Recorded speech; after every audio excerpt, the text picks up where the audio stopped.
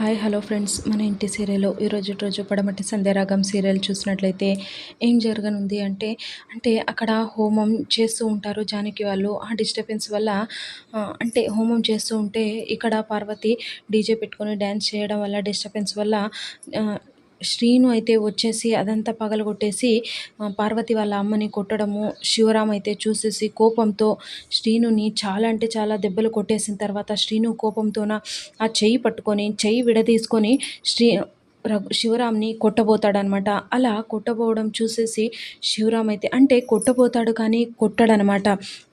అలా చెయ్యి ఎత్తి ఉంటాడు కాబట్టి శివరాం అలా శ్రీను నన్ను కొట్టబోయాడు అని చాలా అంటే చాలా ఏడుస్తూ ఉంటాడనమాట. అందుకే అంటే శ్రీనుకి నా పైన కొట్టేంత ఉంది అంటే నాకు ఈ ఇంట్లో స్థానం లేదన్నట్టే, అంటే నాకు గౌరవం లేదన్నట్టే. అన్నయ్య లేని సమయం చూసి నన్ను దెబ్బ కొట్టారు కాబట్టి ఈ ఇంట్లో నేను ఉండే అవసరం లేదు. ఇంకొకటి శ్రీను నేను ఇలాంటి వాడు అనుకోలేదు. నా పైన గౌరవం చాలా ఉంది అనుకున్నాను, కానీ శ్రీను నన్ను ఇలా కొట్టబోతాడు, కొట్టడానికి చెయ్యి ఎత్తాడు అంటే నన్ను కొట్టబోయాడు అన్నట్టే కదా.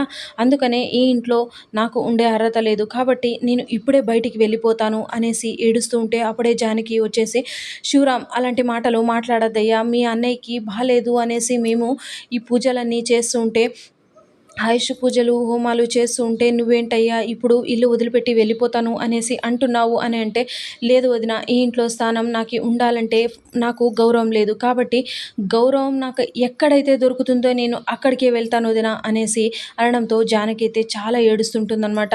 ఈ సమయంలో మీరిద్దరూ ఉమ్మడి కుటుంబాన్ని అంటే ఇది ఒక ఉమ్మడి కుటుంబం, ఆ ఉమ్మడి కుటుంబాన్ని విడగొట్టద్దయ్యా శివరాం అనేసి ఏడుస్తూ ఉన్నా కూడా, లేదు వదిన అనేసి అక్కడి నుంచి ఏడుస్తూనే శివరాం అయితే తన భార్య పార్వతిని మరియు పార్వతి వాళ్ళ అమ్మని కొడుకుని అందరినీ తీసుకొని వెళ్ళిపోతూ ఉంటాడనమాట. అంటే శివరాం కొడుకు అయితే చాలా అంటే చాలా ఏడుస్తూ ఉంటాడనమాట. వద్దు నాన్న, మనం వెళ్ళేది వద్దు నాన్న, ఇక్కడే ఉందాము అనేసి ఎంత ఏడుస్తున్నా కూడా పట్టించుకోకుండా పిల్లల్ని భార్యని మరి వాళ్ళ అత్తయ్యని అందరినీ తీసుకొని బయటికైతే వెళ్ళిపోతాడనమాట. అంటే రఘురాం కోలుకున్న తర్వాత ఈ విషయం తెలిసి రఘురాం ఏమవ్వనున్నాడు అనేది చూద్దాము. సో ఇది ఫ్రెండ్స్ ఇవాల్టి సీరియల్స్ సన్నివేశాలు.